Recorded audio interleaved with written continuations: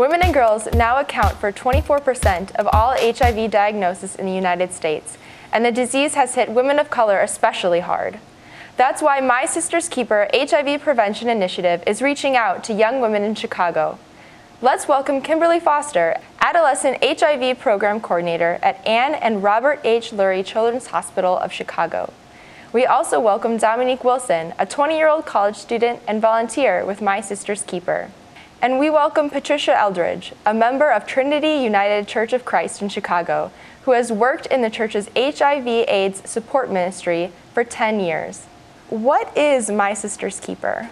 My Sister's Keeper is a collaborative intervention which uses partnership with the church to get the prevention message out to adolescents and adult women. It's an intergenerational model, and each church that partners with us designs their own HIV prevention ministry.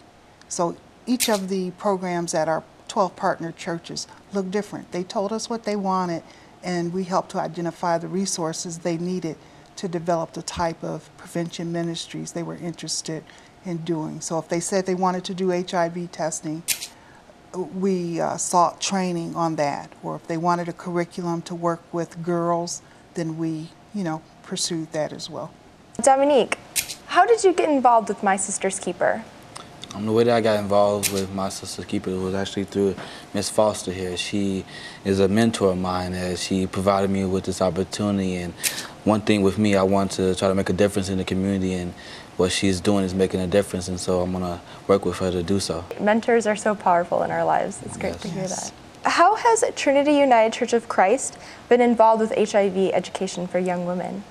Over the years, we've done a couple different things, including having some youth summits, which was in part done by the HIV and AIDS ministry, but we also use the drug and alcohol ministry as well as domestic violence ministries. Okay. And then I've also worked with a few other churches, and we've done some different outreach along those lines as well. One of the things that we actually implemented was a short survey to find out, if young women and young men as well knew the basics about HIV. And the interesting thing that came out of that was we found that the young women often knew the answers on the quiz that we had put together, but weren't necessarily making the right choices in their relationships because they didn't feel empowered. Whereas some of the young men didn't have the information, but didn't seem to, at the time find that quite as important. Wow, that's really interesting. Yeah, so it was quite an interesting thing that came about in terms of the difference in gender of how they actually did on the test, and they would just basically put their gender and age on there. Is a lot of what you're doing now working to empower women to really take that information and utilize it? I think for me, it is definitely important to empower women, because I have women of all ages, not just teens, asking me, how do you negotiate safe sex? But also I think it's important because, our young men need that same information. So it's basically, for me, my passion is around HIV and AIDS education. And any way that I can do that is the route I'm going to take. What are some reasons women and girls in Chicago contract HIV, and why does it impact women of color so strongly? I think there are several reasons for that.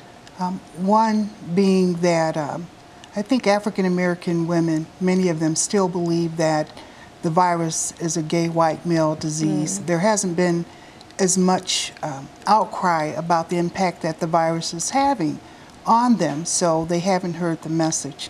That's one thing. In terms of the stigma associated with HIV, this many years later, we're still dealing with that, and it's a barrier to people reaching out and admitting that that they're infected, or they need help, or have a family member that's infected or living with the virus as well. So that's one thing. Poverty, lack of access to medical care. I think the high rates of unemployment have a bearing on things as well. In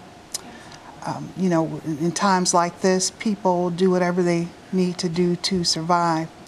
And I'm also going to throw this in. I look at the violence and the trauma in the communities and the impact that would have on the young people in our community, the hopelessness that they feel as they witness this day to day. Is there still a stigma in the Black church against talking about AIDS?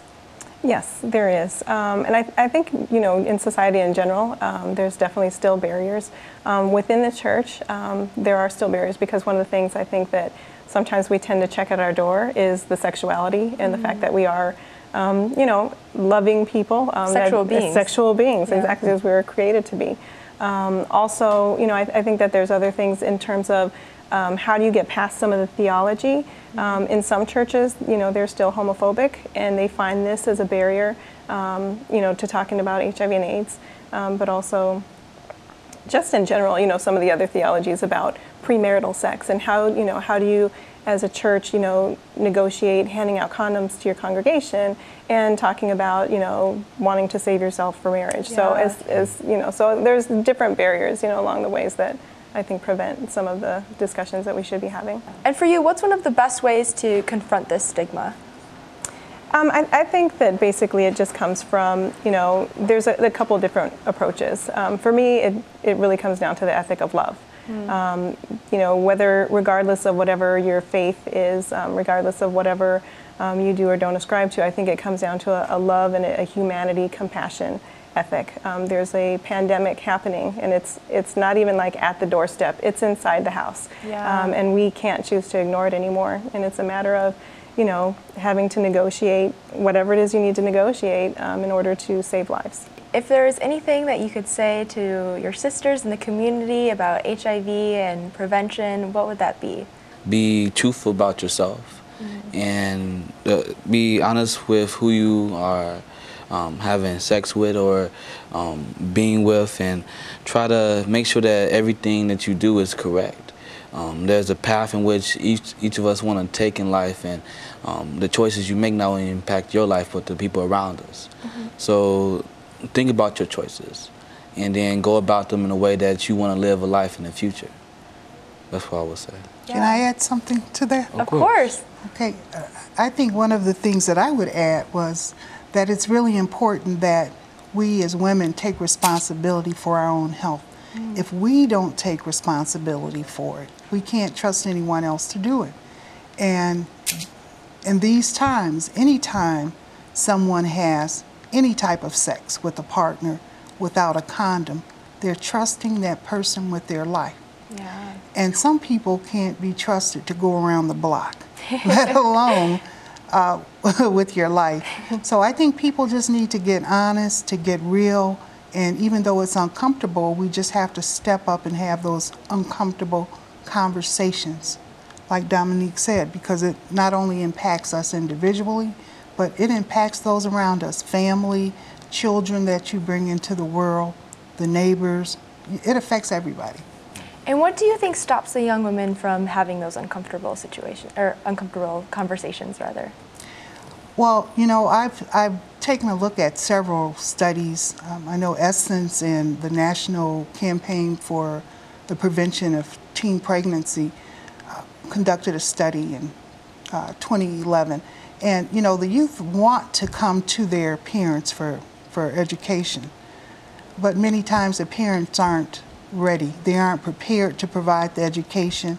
And I think also parents only have a partial view of what's going on. You know, some people think that, you know, if the worst thing that can happen is she gets pregnant or whatever, and if we just deal with that, then everything's okay. But, you know, in terms of the impact on the psyche and so forth, parents have no idea of what's going on. So, you know, you can only touch the problem gently if you don't have all the parts of the puzzle. Great, thank you. I would like to thank all of our guests today, Kimberly, Dominique, and Patricia. I think we had a really great conversation. Thank you. Thank you for having us. I'm Leah Smith for Different Drummers and the Greater Chicago Broadcast Ministries. Keep the faith.